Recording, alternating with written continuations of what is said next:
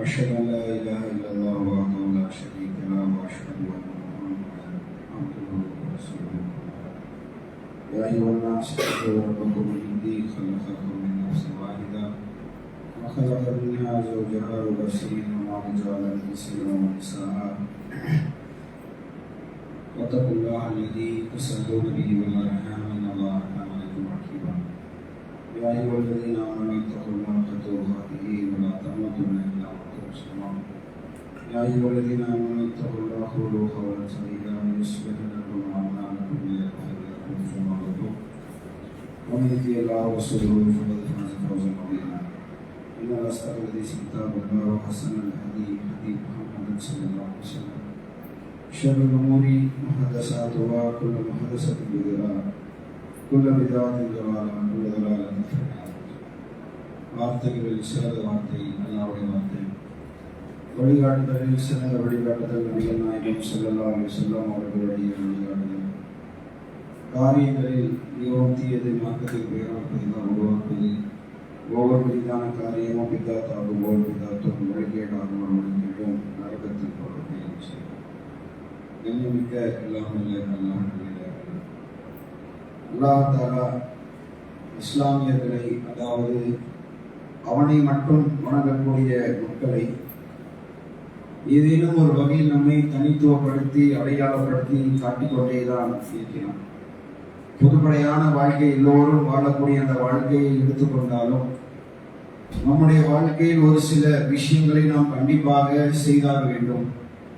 மாற்று இஸ்லாம் அல்லாத மக்களுடைய விஷயத்தை எடுத்து பார்த்தாலும் சரி, அவர்களோடு நம்ம வியாபாரத்தில் பயணித்தாலும் சரி, வாழ்க்கையினோ ஒரே மாதிரி தான் இருக்கும். நாம வியாபாரம் பண்றது, அவங்க வியாபாரம் பண்றது, இல்லை நாம ஒரு கடையில வேலை பார்க்கறது, இல்லை கம்பெனியில வேலை பார்க்கறது, நாம் ஒரு டீம்ல இருக்கிறது இல்லை டீம் லீடரா இருக்கிறது என்று சொல்லி நாம வாழக்கூடிய வாழ்க்கையும் மற்ற மக்கள் வாழக்கூடிய வாழ்க்கையும் பெரும்பாலும் ஏறத்தாழ சேமா தான், ஒரே மாதிரி தான் இருக்கும். ஆனால் அல்லாஹ் அன்றாட வாழ்க்கையில மற்ற விஷயங்களை பார்த்தோம் என்று சொன்னால் கலாச்சாரத்துக்கு கலாச்சாரம் மாறும். திருமண முறையா இருக்கட்டும், ஜனாசாவை அடக்கம் செய்வதாக இருக்கட்டும், அல்லது வாழ்க்கையில் நடக்கக்கூடிய ஒரு சில முக்கியமான நிகழ்வுகள் மட்டும் அந்த கலாச்சாரத்தில் இப்படி இந்த கலாச்சாரத்தில் இப்படி என்று சொல்லி அவர்கள் மாற்றி மாற்றி அமைத்துக் கொள்வார்கள், அவருடைய விளக்கத்தை கொடுத்துக் கொள்வார்கள். ஆனால் அன்றாட வாழ்க்கையிலேயே இஸ்லாமிய மக்கள் தனியாக தெரியக்கூடிய ஒரு விஷயத்தை எல்லாத்தாலும் ஏற்படுத்தியிருக்கிறோம். ஒரு பொதுவாக ஒரு பக்கத்து வீட்டுல இருக்கிறாங்க, ஒரு மாற்றா இருக்கிறாங்க, வெளியே ஒரு டூர் போகக்கூடிய ஒரு சூழல்ல அவர்களுக்கும் அன்றாட தேவை இருக்கிறது, நமக்கும் அன்றாட தேவை இருக்கிறது. சாப்பிடுவோம், தூங்குவோம், எல்லாமே நம்மளும் செய்வோம், அவங்களும் செய்வான்.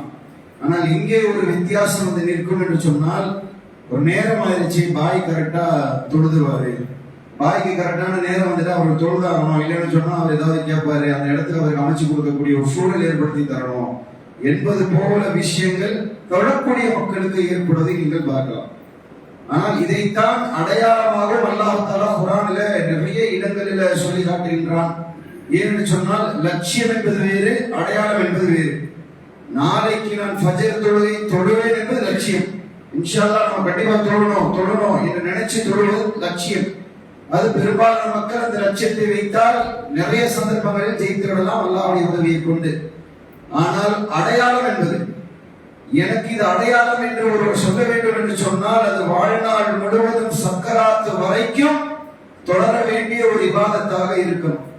இந்த தொழுகை நாம் சின்ன வயதிலிருந்து சக்கராத்து வரைக்கும் சொல்லிக்கொண்டே இருந்தாலும் அதில் இருக்கக்கூடிய பலவீனம் என்னவோ குறைந்த பாடு இருக்கிறதா என்று கேட்டால் கிடையாது. இன்னும் அதிக பலவீனத்தை இந்த சமுதாயம் பார்க்கக்கூடிய காட்சிகளை பார்க்கிறோம். ஃபஜ்ருடைய நேரத்தில் பள்ளிவாசல்கள் இடமில்லாமல் தத்தளித்துக் கொண்டிருக்கக்கூடிய பள்ளிவாசல்கள் எல்லாம் இகாமத்து சொல்வதற்கும் பக்கத்தில் நிற்பதற்கும் ஆள் இல்லாமல் இமாமும் இகாமத்து சொல்லக்கூடியவரும் பக்கத்தில் இருக்கக்கூடிய ஒரு சூழல்களை மிக சாதாரணமாக பார்த்து கொண்டிருக்கிறோமா இல்லையா? ஒரு அடையாளமாக அல்லாஹ் தஆலா கொடுக்கக்கூடிய ஒரு விஷயத்தை சாதாரணமாக மாற்றிவிட்டு அதெல்லாம் பார்த்துக்கலாம், இல்லை ஒரு காலகட்டத்தில் இருக்கும் என்பது போல இந்த சமுதாயம் பார்க்கக்கூடிய விஷயங்கள் பார்க்கிறோம். ஒரு அடையாளத்தை துளைக்க நம்மால இருக்க முடியுமாங்க? ஒரு நல்ல ஒரு துணிக்கடை வச்சிருக்கிறாரு, அந்த துணிக்கடையில் அந்த பாய் நல்லா ட்ரெஸ் பண்ணுவாரு, அந்த துணிக்கடையில வேலை செய்ய பையன் அந்த கரெக்டா பேசுவான், கரெக்டா பண்ணுவான்லாம் சொல்றோம்ல, என்ன ஆகுது? அவருடைய அடையாளமாக மாறுது. ஒரு துணிக்கடை ஆஃப்டர், அதாவது ஒரு வியாபாரத்தை சார்ந்து இந்த உலகத்தில் வாழக்கூடிய பொருளாதாரத்தை சார்ந்து ஒரு கடையில் வியாபாரம் பண்ணக்கூடிய அந்த கடையுடைய ஓனரையோ வேலை செய்யக்கூடிய ஒரு நபரையோ அவர் நல்ல பேசுவாரு, நல்ல ட்ரெஸ் அணிவாரு, அந்த விஷயத்தில் இருக்கக்கூடிய நல்ல கரெக்டா பார்த்துப்பாரு, கரெக்டா மேட்சிங்கா போடுவாரு என்பது போலலாம் நம்ம பேசுறோமே, அது அவருடைய அடையாளம். கண்டிப்பாக அதெல்லாம் அந்த விஷயத்துக்காக இருக்க வேண்டும், மாற்றுகிறது இல்லை. அதை விட மறுமை வாழ்க்கைக்கு தேவைப்படக்கூடிய இந்த தொழுகை தான் நம்ம அடையாளமே. ஒரு முஸ்லீம் என்பதற்கான அடையாளமே மற்ற உலகத்தில் நடக்கக்கூடிய வாழ்க்கையில் நடக்கக்கூடிய சிறப்பான நிகழ்வுகள் எல்லாம் விட்டுரும். அதெல்லாம் கண்டிப்பாக இருக்குது, அதுவும் நபி வழி அடிப்படையில் தான் செஞ்சாலும் அதுல எந்த மாற்ற கருத்தும் கிடையாது, அது ஒரு பக்கம் வைப்போம். ஆனால் அன்றாட வாழ்க்கையில ஒவ்வொரு நொடியும் நமக்கு வித்தியாசத்தை ஏற்படுத்தி காமிச்சு பாயன் தொழுகிறாரு, அவர் தொழக்கூடிய விஷயம் என்ன என்று கேள்வி ஏற்படுத்தி அதன் மூலமாக நிறைய மக்கள் சாலையாக இஸ்லாத்துக்கு வருவதற்கு பதிலாக நாம் அவர்களுடைய பாதையில பயணித்துக் கொண்டிருக்கிறோம். எப்படி தொழுகை கொஞ்சம் கஷ்டமா இருக்குது, வேலையை முடிச்சு தொழுவோம் சொல்லி நேரத்தை கடந்து ஒரு தொழுகை கூட தொழாமல் நாட்கள் செல்வதை பார்க்கிறோமா இல்லையா? நன்மைகளை சொல்லிக்கொண்டே போகணும்னு சொல்லி சொன்னா ஏகப்பட்ட விஷயங்கள் இருக்குங்க. ஆனால் எச்சரிக்கை தான் ஆக சிறந்த விஷயமாக மனதில் பதியும். இது எங்கே கொண்டு போய் நிப்பாட்டும் என்பதை நம்ம புரிஞ்சுக்கணும், எந்த இடத்தில் கொண்டு போய் நம்ம சேர்க்கும் என்பதை நம்ம புரிஞ்சுக்கணும். ஏன் ரமலான்ல தொழுத இதே கால்கள் தான் ரமலானில் வலித்தாலும் பரவாயில்லை, நைட்டு கூட நின்று நான் வணங்குவேன், எனக்கு நன்மை வேண்டும் என்று சொல்லி இதே கால்கள் தான் இதே உடல் தான் இப்பொழுதும் அல்லாஹ் கொடுத்திருக்கிறான். இப்போது அதிகமான நேரத்தையும் கொடுத்திருக்கிறான், அப்பொழுது கொடுத்த நேரத்தை விட அதிகமான நேரத்தை கொடுத்திருக்கிறான், எல்லாவற்றையும் கொடுத்திருக்கிறான். இருந்தாலும் அந்த தொழுகையில் காட்டக்கூடிய அலட்சியங்கள் ஏராளம். நபிகள் நாயகம் ஸல்லல்லாஹு அலைஹி வஸல்லம் அவர்கள் சொல்கிறார்கள், பைன ரஜுலி வ பைன ஷிர்க் வல் குஃப்ர் தர்கஸ்ஸலா. ஒரு மனிதருக்கும் ஷிர்க்குக்கும் இணை வைப்புக்கும் குஃப்ரியத்துக்கும், ஷிர்க் என்றால் அல்லாஹ்வுக்கு இணையாக கருதுவது, குஃப்ரியத் என்றால் அல்லாஹ்வை வெறுப்பது. பைன ரஜுலி ஒரு மனிதருக்கும் இடையில், பைன ஷிர்க் வல் குஃப்ர் இணை வைப்புக்கும் அவனுடைய இறை மறுப்புக்கும் பாலமாக அமைவது எது? ஒரு மனிதன் ஷிர்க்குடைய காரியங்கள் இங்க இருக்குது. அந்த ஷிர்க் செஞ்சா என்ன ஆகும்? நமக்கு பாடம் எடுக்கணும்ன்ற தேவை கிடையாது. ஷிர்க் செய்தால் நிரந்தர நரகத்தில் கொண்டு போய் தள்ளப்படுவார். இப்பொழுது நம்ம அல்லாஹ் மட்டும் வணங்குறோம். மத்த விஷயத்தை பார்த்தா நமக்கு வெறுப்பு வருது. எது எப்படிப்பா மௌலூத் ஓதுறாங்க, எப்படி நபிகள் நாயகம் ஸல்லல்லாஹு அலைஹி வஸல்லம் அவர்களை பார்த்துட்டு அந்த கஃபாருல் கத்தாயான்னு சொல்றாங்க, பாவத்தை மன்னிக்க கூடியவர்னு சொல்லி அழைக்கிறாங்க. அல்லாஹ்வுடைய தன்மையில எப்படிப்பா கொடுக்குறாங்க? இப்ப நம்ம லாஜிக் பேசுறோம்ல, இந்த லாஜிக் எல்லாம் அல்லாஹ் கொடுத்த லாஜிக். இந்த லாஜிக் எல்லாம் இந்த மக்களையே நம்ம பேசுறோம் சொல்லி சொல்றோம். இப்படிதான் நம்ம பேசுறோம், மாற்று கருத்து கிடையாது. அது தவறுதான், அது ஹராம் தான், மாற்று கருத்து இல்ல. அது அப்படிதான் நடக்க கூடாது. மௌலூத் அப்படி நடத்துறாங்க என்று சொன்னால் அது எதிர்த்து கேள்வி கேட்கணும். இதெல்லாம் இருக்கு. இப்படிப்பா தாயத்து கட்டுறாங்க, அந்த தாயத்துல ஒண்ணுமே இல்லையே, அந்த தாயத்துல என்ன அல்லாஹ்வுடைய பவர் வந்துற போது அல்லாஹ் தஆலா இணை வைப்புன்னு சொல்லி சொல்றானே, தாயத்து கட்டது இணை பாச்சு நம்ம எல்லாரும் பேசுறோம்ல, இதுவும் அந்த விஷயம் மிக அழகான விஷயம். மனதுக்குள்ளாக பதிய வைத்துக் கொள்ளுங்கள். அல்லாஹ் கொடுத்தார்கள். ஒருத்தரை பார்த்து நம்ம கேள்வி வருது, செய்யாதீங்க பாய், இது தவறு. ஒரு கூட்டம் சூனியம் செஞ்சுக்கிட்டு இருக்காங்க. சூனியம் என்னவா? அல்லாஹ் நாடி அவர் அந்த வார்த்தை பயன்படுத்துவான். அல்லாஹ் நாடி ஒரு சூனியம் வைத்தார் என்று சொன்னால் அந்த சூனியம் பழிச்சிடும். எல்லா டெஸ்டும் எடுக்கிறார், அங்க போய் பார்க்கிறார், இங்க போய் பார்க்கிறார், ஒரு நோய் மேல நோய் வந்துகிட்டே இருக்குது. ஆனா எந்த டெஸ்டுமே நெகட்டிவ் தான்ப்பா, எதுலுமே பாசிட்டிவ் காமிக்கல, இருந்தாலும் நோய் இருக்கு. அப்போ சூனியம் செய்யப்பட்டிருக்கலாம். எப்படி சொல்றார்? அல்லாஹ் நாடினார். அல்லாஹ் நாடினார் என்ற வார்த்தை உலகத்துக்கு எல்லாத்துக்கும் போட்டான். மூச்சு விடணும் என்று சொன்னால் கூட அல்லாஹ் நாடினால் தான் நடக்கும். செல்போன் என் கையில் எடுக்கணும்னு சொன்னாலும் அல்லாஹ் நாடினால் தான் நடக்கும். எப்படி சாதாரணமா சொல்றாங்க? அல்லாஹ் நாடினால் அவனுக்கு அந்த சூனியத்தினால் பாதிப்பை ஏற்படுத்தி இருக்க முடியும். நீ என்கிட்ட வா, சூனிய சிகிச்சை செஞ்சு கொடுறேன். நீ ஷிர்க் பக்கத்து போயிடாத, நீ என்கிட்ட வா, நான் ருக்கியா செஞ்சு கொடுறேன் என்று ஏமாத்து வேலைகளை செய்கின்றார்களே. இப்போது பேசுற மக்களையா இப்ப கரெக்டா சொல்றான், இப்படிதான் சொல்லணும். ஆனா சொல்லித்தான் நான் மாற்றுறது கிடையாது. அல்லாஹ் என்ன சொல்றான்? நீங்கள் தொழுகையை விட விட, இப்ப நம்ம லிஸ்ட் போட்டோம்ல, மௌலூத சொன்னோம், தட்டு தாயத்தை சொன்னோம், இந்த சூனியத்தை சொன்னோம், அல்லாஹ் இணை வைக்கக்கூடிய இந்த சமாதிகளுக்கு போய் வழிபடுவது இருக்குது. இன்னும் தாண்டி பண்ணி சொன்னால் சிலைகளை வணங்குவது இருக்கிறது. அனைத்துமே என்னதுதான்? ஷிர்கு குஃப்ரியத்தில் சேர்ந்ததுதான். நாம இப்போ தௌஹீதுல இருக்கிறோம், அல்ஹம்துலில்லாஹ். அல்லாஹ் தஆலா பிச்சை போட்டிருக்கான், அல்ஹம்துலில்லாஹ். தொழுகையை விட விட ஒருத்தங்க இருக்கிறான், தௌஹீதுல இருக்கிறான், அல்லாஹ் மட்டும் வணங்கக்கூடியவனாக இருக்கிறான். இந்த ஷிர்க்குக்கும் இணை வைப்புக்கும் கொஞ்சமா நடத்திட்டு போவது என்பது, தொழுகையை விட்டால் இந்த டைரக்ஷன்ல போவான். இது நரகத்துக்கான டைரக்ஷன், இந்த இடம் இணை வைப்புக்கான இடம். கொஞ்சமா அந்த விஷயம் பிடிக்க ஆரம்பிக்குங்க. எந்த விஷயம் பொய் என்று பிரச்சாரம் செய்தார்களோ, எந்த விஷயம் இது இணை வைப்பு என்று பிரச்சாரம் செய்தார்களோ, எந்த விஷயம் இதெல்லாம் தவறுபாவா நரகத்துக்கு கொண்டு போய் சேர்க்கும் என்று பிரச்சாரம் செய்தார்களோ, அதுவே அவர்களுக்கு ருசியாக தோன்றும். என்னடா இது, இந்த விஷயத்தை எப்படி தௌஹீத் ஜமாத்துக்காரன் மறுக்கிறான் என்ற அடிப்படையில் அல்லாஹ் தஆலா உள்ளத்தை புரட்டி போட்டு விடுவான். சகோதரர்களே, தொழுகையை விட விட கொஞ்சமாக இதே தௌஹீத் மீது வெறுப்பு, இதே தௌஹீத் எந்த தௌஹீதை பிரச்சாரம் செய்தார்களோ, இன்னும் இப்படி எல்லாம் கண்டிஷன் போடுறாங்க, இப்படி எல்லாம் ஏன் பேசணும், இப்படி எல்லாம் ஏன் சொல்லணும், இது அனைத்து உள்ளத்தில் தோன்றும். அல்லாஹ் காப்பாற்ற வேண்டும். அல்லாஹ் தஆலா உள்ளத்தில் பிச்சை போட்டிருக்கிறாங்க இந்த தௌஹீதை. எவ்வளவு நாட்கள் சக்கராத் வரைக்கும் இருக்க வேண்டும் என்று துஆ செய்வோம்.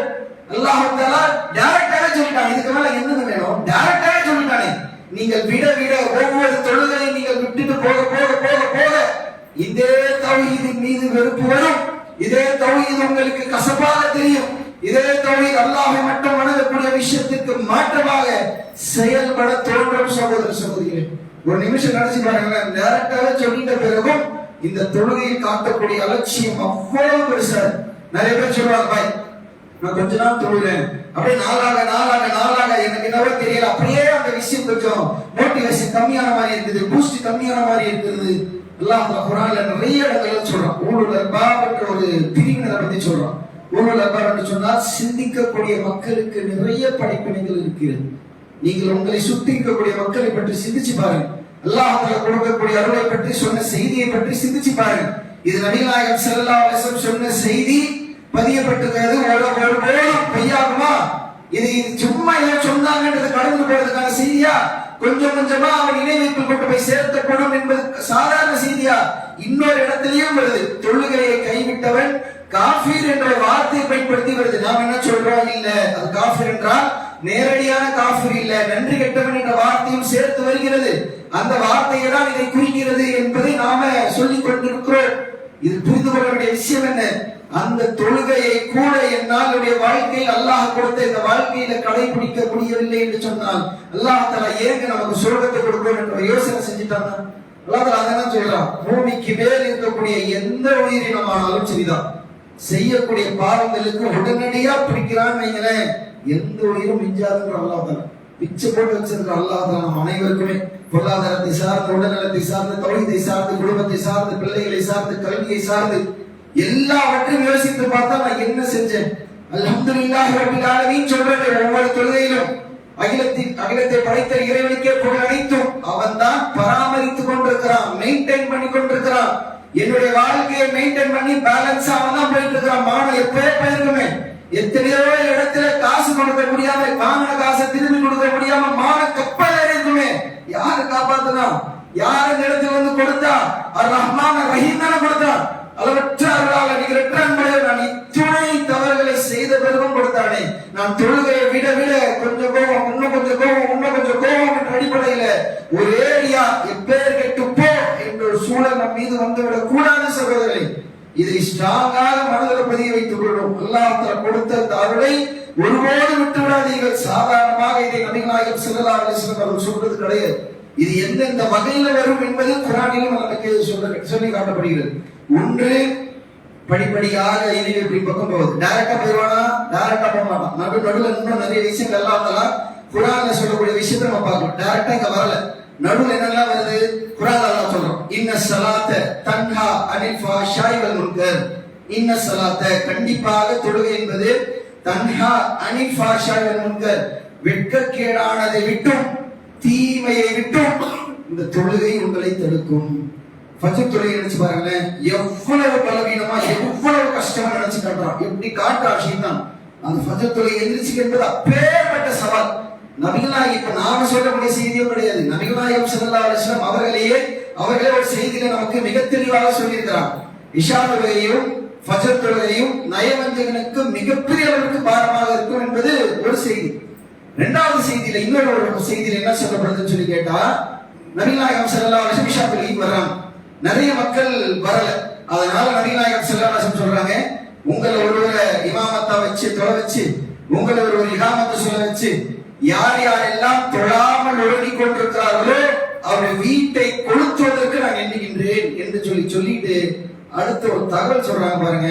ஒருவேளை இங்க எலும்போடு சேர்த்து ஒரு சதை துண்டு கிடைக்கிறது என்ற ஒரு தகவல் தெரிவிக்கப்பட்டால் கண்டிப்பாக அவர்கள் வருவார்கள் என்று சொல்றாங்க. எப்படி இந்த வார்த்தைகள் சொன்னது நபிகள் நாயகம் ஸல்லல்லாஹு அலைஹி வஸல்லம் அவர்கள் சிந்தித்து பார்க்கிறோம். அதே ஒரு இடத்துல ஒரு வியாபாரம் நடக்குது. ஒரு வியாபாரம் தாம்பரம் போகணும், காலையில 4 மணிக்கு தாம்பரம் செங்கல்பட்டு ஏதோ போகணும். அந்த இடத்துல போனா அல்லாஹ்வுடைய 20,000 30,000 லாபம் கிடைக்குது. அந்த ஒரு நாள் எப்படி எந்திரிச்சு ஓடும்? இது முடிந்த நம்மால் ஏன் ஃபஜ்ர் தொழுகைக்கு முடியவில்லை? நபிகள் நாயகம் ஸல்லல்லாஹு அலைஹி வஸல்லம் நயவஞ்சகருடைய அடையாளம் சொல்லி சொன்னாங்களே, படிப்படியா அவன் நயவஞ்சக தன்மை அடைகிறான். இந்த இடத்தில் சிந்தித்து பார்த்தீங்க என்று சொன்னால், வெட்கக்கேடானதை விட்டு தீமையை விட்டு தொழுகை தான் தடுக்கும், வேற எதுவும் நடக்காது. நீங்க என்ன விஷயத்தை கொண்டு வந்தாலும் சரி, இன்னும் அதனால பாதாளத்தை தள்ளிட்டு போகும். இப்ப இருக்கக்கூடிய செல்போனா இருக்கட்டும், சோசியல் மீடியாவா இருக்கட்டும், இந்த கேடு கட்ட நடிகர்கள் பின்னாடி போகக்கூடிய கூத்தாக இருக்கட்டும், எல்லாத்தையும் எதை பக்கம் கொண்டு போகும்போது எவ்வளவு கேவலமா ஒரு காட்சியை காட்ட முடியுமோ, ஒரு பெண்களை அருவருப்பாக காட்ட முடியும், காட்டிக்கொண்டு அவர்கள் தான் ஸ்டார், அவர்கள் தான் ஹீரோ. எது அரை நிர்வாணமாக ஆடக்கூடிய காட்சியை கூட சேர்ந்து ஆடி அது நம்ம மக்களுக்கு காட்டுறாங்களே. தொழுகை இல்லை என்று சொன்னால் படிப்படியாக அதெல்லாம் ருசிக்கணும், அதெல்லாம் சூப்பர் தோணும். என்னமா டான்ஸ் ஆடுறான் சொல்றது யாரு? ஒரு முஸ்லிம் பாய் சொல்றது. அல்லாஹ் காப்பாத்து. என்ன மாதிரியான விஷயங்கள் பக்கம் உள்ள போகுதுன்றது பாருங்க. இந்த இடத்துல வெட்கக்கேடானதை விட்டும் தீமையை விட்டும், இந்த ஃபாஷா என்ற வார்த்தைக்கு அல்லாஹ் தஆலா இந்த இடத்துல மானக்கேடான வெட்கக்கேடான வார்த்தையை பயன்படுத்துறான். அதே போல இந்த ஃபாஷா என்ற வார்த்தைக்கு இன்னொரு வசனத்தை அல்லாஹ் தஆலா சொல்றான். லா தக்ரபு ஸினா, விபச்சாரத்தின் அருகாமையில் கூட போயிடாதீங்க. இன்னஹு கான ஃபாயிஷா, அது மிகப்பெரிய அளவிற்கு மானக்கேடான செயலாக இருக்கிறது. ஒப்பிட்டு பாருங்களேன், குர்ஆன் இப்படிதான் அங்கங்க அல்லாஹ் தஆலா நமக்கு ஹிண்ட் கொடுத்துட்டே இருப்பான். படிக்க அவ்வளவு ஆழமா இருக்கும். அல்லாஹ் தஆலா சொல்றான் முதல் வசனத்துல, தொழுகைதான் வெட்கக்கேடானதை விட்டும் தீமையை விட்டும் தடுக்கும். ஒன்று. இரண்டாவது, லா தக்ரபு ஸினா, ஸினா அருகாமையில் போயிடாதீங்க, விபச்சாரத்துக்கு அருகாமையில் போயிடாதீங்க. இன்னஹு கான ஃபாயிஷத்துன், அது கண்டிப்பாக மானக்கேடானதாகவும் வெட்கக்கேடாகவும் இருக்கிறது. இங்க தொழுகையை விட விட விபச்சாரத்துக்கு பல வகை இருக்குது. அது எது என்பதெல்லாம் அல்லாஹ் சொல்லல, நமக்கு எச்சரிக்கை, அவ்வளவுதான். வார்னிங் கிடைக்கிறது. சிந்திப்பவன் அறிவாளி. நீ எப்படிதான் சொல்லிட்டு போவாவா, வந்து மேடை கிடைச்சதா சும்மா நல்லா சொல்லிட்டான் வந்து உட்கார நான் பாட்டில் போவேன் என்று நினைப்பதும் உங்களுடைய கையில். நாம் என்ன விஷயம் இருக்கிறதோ நாம் சொல்லக்கூடிய கடமை நம்முடைய கடமை. பின்பற்றுவதும் பின்பற்றாததும் அவர்களுக்கான விஷயமானது. ஆனால் அல்லாஹ் தஆலா எச்சரிக்கை செய்கிறான் என்று சொன்னால் சாதாரணமாக கொடுப்பது கிடையாது. குர்ஆனில் உலகத்தில் இருக்கக்கூடிய எல்லா விஷயத்துக்கும் களஞ்சியம்னு பேசுறோம். அதை பார்த்து இஸ்லாத்திற்காக சாரை சாரையாக வர்றாங்கன்னு பேசுறோம். சாரை சாரையாக மாற்று மத மக்களுக்கு நாங்கள் 1000 குர்ஆன் கொடுக்கிறோம், 10,000 குர்ஆன் கொடுக்கிறோம். எத்தனை குர்ஆன்கள் படி இருக்கிறது. அல்ஹம்துலில்லாஹ். அந்த குர்ஆனில் தான் இந்த விஷயமும் இருக்கிறது. இந்த தொழுகை நாம கையில கிடைத்தும் விட்டு விட்டோம் என்று சொன்னால் படிப்படியாக அல்லாஹ் நம்மை காப்பாற்ற வேண்டும். நாம் இதிலிருந்து படிப்படியாக வெளியே கொண்டு போய் சேர்க்கும் என்பதை நம்மால் புரிந்து கொள்ள முடியும். இது சாதாரணமான எச்சரிக்கையாக நபி நாயகம் ஸல்லல்லாஹு அலைஹி வஸல்லம் சொல்லிட்டு போல் இது நிறைய பேருடைய விஷயத்தை நம்ம பார்க்கலாம். ஃபஜ்ர் தொழுகை எடுத்துக்கோங்களேன். ஃபஜ்ர் ஒருத்தர் மிஸ் பண்றாரு வைங்களேன், ஒரு ஃபஜ்ருடைய தொழுகை அவரால் தொழ முடியாது. இஷாக்கு வர சரி இஷாவும் மிஸ் பண்ணிட்டாருன்னா நேரம் இன்னும் அதிகமாயிடும். இஷாவில இருந்து ஃபஜ்ர்ல இருந்து ஸுஹர் வரைக்கும் எவ்வளவு நேரம் இருக்குன்றத பாருங்க. இருக்கிறதுலே அதிகப்படியான நேரமே இந்த இஷாவில இருந்து ஸுஹர் வரைக்கும் மட்டும்தான். ஃபஜ்ர் ஒருத்தர் விட்டாருன்னு சொல்லி சொன்னா இஷா 8 மணிக்கு இருக்கும் வைங்களேன் இரவு, அடுத்த நாள் 2 மணிக்கு தான் 1 மணிக்கு தான் நம்முடைய லுஹர் வரும். அப்போ 8 to 8 12 மணி நேரம். அதுக்கு பிறகு ஒரு 5 மணி நேரம் நம்முடைய கணக்கு போட்டோம்னு சொல்லி சொன்னா 17 மணி நேரம் நம்முடைய வாழ்க்கை ஓடிக்கொண்டிருக்கிறது. ஃபஜ்ரை குறிப்பிட்டு அதனாலதான் நயவஞ்சகன் சரி ரொம்ப சிம்பிளா சொல்லிட்டு போயிட்டாங்க நபி நாயகம் ஸல்லல்லாஹு அலைஹி வஸல்லம். ரொம்ப ஸ்ட்ராங்கான எச்சரிக்கை, சிம்பிளா புரிய வைக்கிற மாதிரி சொல்லிட்டு போயிட்டாங்க. இஷாவும் ஃபஜ்ரும் நயவஞ்சகர்களுக்கு அவ்வளவு பாரமா இருக்கும். அவர்களால் அதை எப்படியாவது தொழுதுனா சரி வீட்டுக்கு போய் தொழுதுன்ற முடிவு பெரும்பாலும் எப்ப எடுங்க நினைச்சு பாருங்களேன். இஷா தொழுகைக்கு தான் பெரும்பாலும் ஏதாவது ஒரு வேலைக்கு மாட்டிக்கிட்டு வீட்டுக்கு போய் தொழுதுலாம் அப்படின்ற ஒரு நிலைப்பாட்டை பெரும்பாலும் நாம எடுக்கிறோம், நம்மையும் சேர்த்து. அப்ப நீங்க சிந்திச்சு பாருங்க. அப்ப அந்த நிலைப்பாட்டை எடுக்கிறோம் என்று சொன்னால் நிறைய மக்கள் பெரும்பாலாகத்தான் அந்த இஷா தொழுகை வீட்டில் போய் தொழ முடியும். பெரும்பாலான மக்கள் அந்த விட்டுட்டு தூங்கிடுவாங்க. அல்லாஹ் நம்ம காப்பாத இஷாவும் போய் ஃபஜ்ரும் போய் ஸுஹர் வரக்கூடிய சூழல் இருந்தது என்று சொன்னால் அல்லாஹ்வுடைய விஷயங்கள் எவ்வளவு தூரமாக நம் இடத்தில் இருந்து கொண்டிருக்கிறது என்பதை நினைச்சு பாருங்க. இந்த விஷயம் மிகப்பெரிய அளவிற்கு நமக்கான வார்னிங் சகோதரர்களே. எந்த விஷயம் நமக்கு இப்போது வெறுப்பா தெரியுதோ எப்படி இது கூட புரிஞ்சுக்காம இருக்காங்க சொல்றவங்க. இஸ்ரேல் போய் அடிக்கிறான், காசா போய் அடிக்கிறான், குடுத்துறான், குழந்தைகள் எல்லாம் போய் கியூல நிக்கிறாங்க தண்ணி பிடிக்க. தன்னுடைய குடும்பத்துக்காக கியூல நிக்குது குழந்தை. அந்த குழந்தைகள் மீது குண்டு போட்டு அந்த ரத்தத்தை பார்த்து சந்தோஷம் அடையக்கூடிய நிலைமையில யாருக்கிறா இஸ்ரேல். அதை பேசுறோம்ல, ஆஹா எப்படிதான் இவனுக்கு இவ்வளவு கூட ஒரு மனிதாபிமானம் இல்லையா, கொஞ்சம் கூட அவனுக்கு யோசிக்க மாட்டானா, அவனுக்கு பிள்ளைகள் இல்லையா. ஒரு அப்பா வந்து பிள்ளைக்கு போன் அடிக்கிறான். ஐடிஎஃப் இஸ்ரேலி டிஃபென்ஸ் போர்ஸ்ல அப்பா குழந்தைக்கு போன் அடிக்கிறான். எப்பா அவனுக்கு பிறந்த நாளா, நமக்கு பிறந்த நாள் கிடையாது, பிறந்த நாள் விஷயமே கிடையாது இஸ்லாத்துல. அவன் அதை நம்புறான்ல, போன் அடிக்கிறான். என்ன அவனுக்கு பிறந்த நாளா, ஆமாந்தா அப்படியா சரி உனக்கு ஒரு பரிசு கொடுக்க போறேன். என்ன தெரியுமா பரிசு, ஒரு காசாவில் இருக்கக்கூடிய வீடு இப்ப எரிய போது பாக்குறியா அப்படின்னு காட்டுறோம். அந்த வீடு எரியிறது, அந்த வீடு வெடிச்சு எரிஞ்சு அதுல இருக்கக்கூடிய மக்கள் இறக்குது பிறந்த நாள் பரிசு அவனுடைய குழந்தை. இப்ப நம்ம யோசிக்கிறோம்ல, இப்படி இல்லாம மனுஷன் இருப்பாங்க, இப்படி இல்லாம ஒரு விஷயங்கள் இருப்பாங்க. இதே விஷயத்தை தான் யூதன் செய்தான். சொன்ன உடன்படிக்கை, நமக்கு உடன்படிக்கை என்ன அல்லாஹ்விடத்துல, நான் தொழுவேன் ஐவேளை தொழுவேன் என்பது அல்லாஹ்விடத்தில் செய்த உடன்படிக்கை. ஒவ்வொரு உடன்படிக்கையும் உடைத்துக் கொண்டே இருப்பான். அது யூதனுடைய கலாச்சாரம். ஒன்னு சொல்லுவான் மாறு செய்வான், ஒன்னு சொல்லுவான் மாறு செய்வான், மாறி மாறி மாறி மாறி சொல்லி அல்லாஹ் தஆலா உள்ளத்தில் முத்திரையிட்டு விட்டாங்க. வைங்க எல்லா விஷயங்களும் சரியாக தோன்றும் குழந்தைகளை கொண்டு அந்த ரத்தம் அவனுக்கு ருசியாக தெரியும். அல்லாஹ் தஆலா காப்பாற்ற வேண்டும். ஒரே ஒரு வசனத்தை சொல்லி இறுதியாக முடிச்சுக்கிறேன். அல்லாஹ் தஆலா இந்த தொழுகையை விடுவது என்பது ரொம்ப சாதாரணமா சொல்லிட்டு போல, மொத்தமே சீரழிக்கக்கூடிய விஷயம். மொத்த சமுதாயத்தை க்ளோஸ் பண்ணி வரணும். 19வது அத்தியாயம் 58வது வசனத்துல அல்லாஹ் தஆலா ஒரு சாராரை பத்தி சொல்றான். எந்த சாரார்? உலாயிக அல்லதி அன்அமல்லாஹு அலைஹிம், அல்லாஹ்வின் அருள்பெற்ற மக்கள் இவர்கள் தான். அல்லாஹ்வுடைய உச்சகட்ட அந்தஸ்தில் இருப்பாங்களே. யார சொல்லலாம்? அல்லாஹ்வே சொல்லலாம். நமக்கே நம்மளால புரிஞ்சுக்க முடியும். அல்லாஹ்வுடைய உச்சகட்ட அந்தஸ்தில் யார் இருப்பாங்க? நபிமார்கள் இருப்பாங்க. நம்ம இதிலே பதில் சொல்ல முடியும். அது அல்லாஹ் தஆலா எக்ஸ்பிளனேஷன் தரான். உலாயிக அல்லதி அன்அமல்லாஹு அலைஹிம், அல்லாஹ்வின் அருள்பெற்ற மக்கள் இருக்கிறார்களே அவர்கள் மினன் நபியின, நபிமார்களில் உள்ளவர்கள், மினன் ஜுர்ரியத்தி ஆதம, ஆதம் அலைஹிஸ்ஸலாமுடைய வழித்தோன்றலில் உள்ளவர்கள், வமின்னா அமல்னா மா நூஹன், நூஹ் அலைஹிஸ்ஸலாமுடைய கப்பலில் கப்பலில் ஏற்றினாங்க. அந்த கப்பலில் ஏற்றப்பட்ட சமுதாயத்தின் அல்லாஹ்வால் பாதுகாப்பு பெற்ற மக்கள், அருள் பெற்ற மக்கள். அதன் பிறகு இப்ராஹிம் அலைஹிஸ்ஸலாம், இஸ்ராயில் அலைஹிஸ்ஸலாம் அந்த வழித்தோன்றல்களில் உள்ளவர்கள். அதன் பிறகு அல்லாஹ்வின் அருள் பெற்ற சிறந்த சாரார் இவர்கள் தான் என்று சொல்லிட்டு அவருடைய தன்மையை ஃபர்ஸ்ட் தன்மை சொல்றோம். என்ன? இதா துத்லா அலைஹிம் ஆயாத்துர் ரஹ்மானன், ரஹ்மானுடைய வசனங்கள் அவர்கள் செவியுற்றார்கள். உச்சகட்ட ஒரு அல்லாஹ்வுடைய பார்வையில பெஸ்ட் கேரக்டர் இருக்காங்கல்ல, பா இப்படி இருக்கணும்டா, இப்படி வாழணும்டா அப்படின்னு சொல்லுவாங்கல்ல, அல்லாஹ் சொல்றான் இந்த மக்களை. சொல்லிட்டு அவருடைய தன்மை எப்படி இருக்கும் சொல்லி கேட்டா, இதா துத்லா அலைஹிம் ஆயாத்துர் ரஹ்மானன், ரஹ்மானுடைய வசனங்கள் அவர்கள் செவியுற்றார்கள் சொன்னாங்க. அதனாலதான் மொழி புரிஞ்சு குர்ஆன் படிங்க, தமிழ்லயோ இங்கிலீஷ்லயோ எந்த மொழி தெரியுதோ நீங்க படிங்க. இந்த விஷயத்தை நாம் சாதாரணமாக உணர முடியும் என்பதை நம்ம பல கட்டங்களில் சொல்லி இருக்கிறோம்.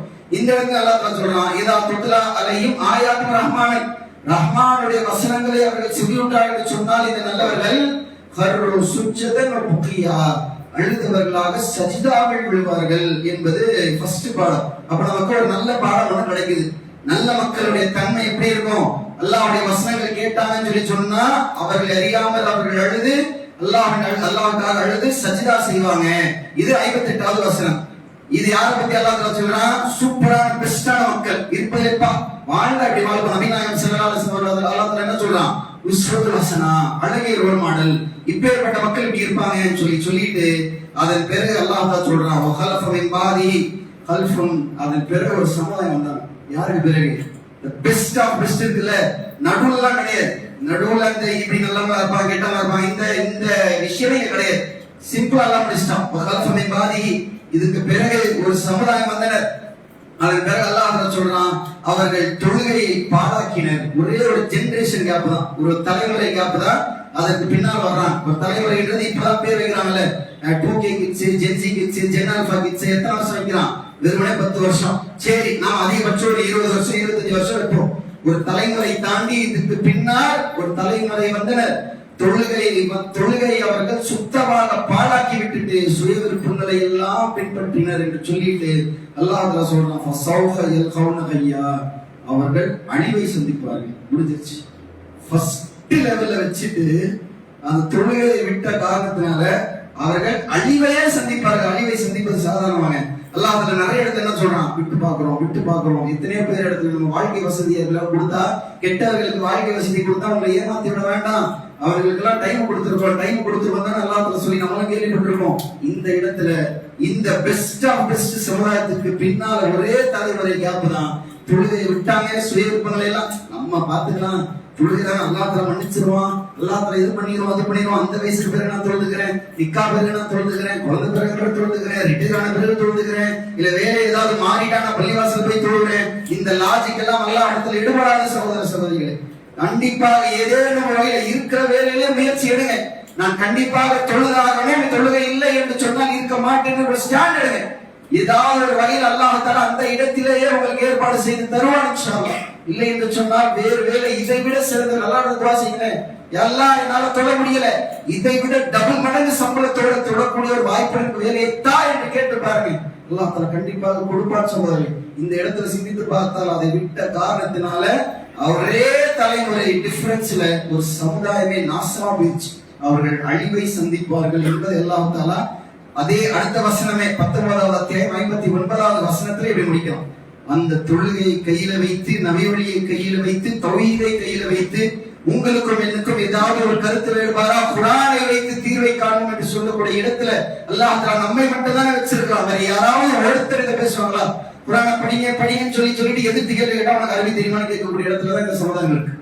ஆனால் நீங்கள் கேளுங்கள், எதிர்த்து கேளுங்கள். குர்ஆனை வைத்து நம் வாழ்க்கையை வாழ்வோம். நபி நாயகம் ஸல்லல்லாஹு அலைஹி வஸல்லம் வாழ்க்கை குர்ஆனை போல இருந்தது என்று சொன்ன அடிப்படையில் ஒரு தௌஹீத் கிடைத்திருக்கிறது சகோதரர்களை. அல்லாஹ் கொடுத்த பிச்சை சகோதரர்களை. அந்த தௌஹீதில் நிலைக்க வேண்டும் என்று சொன்னால், சக்கராத் வரைக்கும் தொடர வேண்டும் என்று சொன்னால், அல்லாஹ்வை மட்டும் வணங்குவது நம் விருப்பமான ஒரு செயலாக இருக்க வேண்டும் என்று சொன்னால், அந்த தொழுகை ஆக முக்கியம்.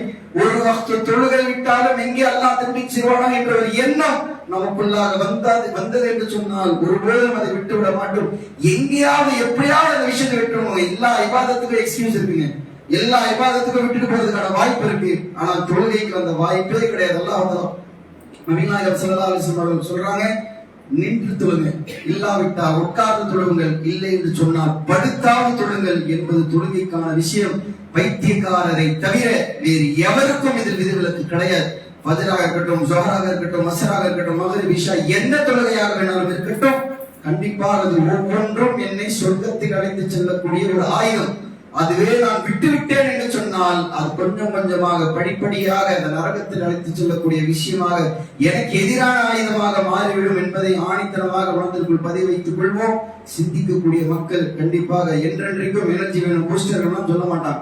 சிந்திக்கக்கூடிய மக்களுக்கு அல்லாஹ் தஆலா நிறைய படிப்பினைகளை கொடுத்து கொண்டே இருப்பான் இன்ஷா அல்லாஹ். வாழ்நாள் முழுவதும் ஒருவேளை நான் தொழவில்லை என்று சூழல் வந்தால் இன்ஷா அல்லாஹ் அவர் மௌத்தா போயிட்டார் என்று சொல்லக்கூடிய அளவுல நம்முடைய ஐடென்டிட்டியை உருவாக்கும். இதுதான் நம்முடைய அடையாளமே தவிர பிரியாணியோ மத்த விஷயங்களை வைத்து இந்த சமுதாயம் அடையாளம் காட்டப்படுது, அதுவல்ல நம்முடைய அடையாளம். தொழுகை தான் நம்முடைய அடையாளம். இறுதி மூச்சு வரை தொழுதவர்களாக நம்முடைய வாழ்க்கையை பிடிப்போம் என்று கூறியவனாக என்னுடைய உரையை முடித்துக் கொள்கின்றேன். முதல்வரை இஸ்லாம் அலைக்கும். அஸ்ஸலாமு அலைக்கும் வரஹ்மத்துல்லாஹி வபரகாத்துஹு. அல்ஹம்துலில்லாஹ். நாம ஃபர்லான தொழுகைகளை பத்தி அதிகம் நாம பேசியிருக்கிறோம். நபி நாயகம் ஸல்லல்லாஹு அலைஹி வஸல்லம் அவர்கள் இப்போ எச்சரிக்கை ஒரு பக்கமா இருந்தா நன்மையும் ஒரு பக்கம் இருக்கதான் செய்யுது. இது தொழுதால் என்ன நன்மை? இப்ப நம்ம எச்சரிக்கையை பார்த்துட்டோம். இது இல்லை என்று சொன்னால் படிப்படியாக இதே விஷயம் நமக்கு தவறா தெரியும்.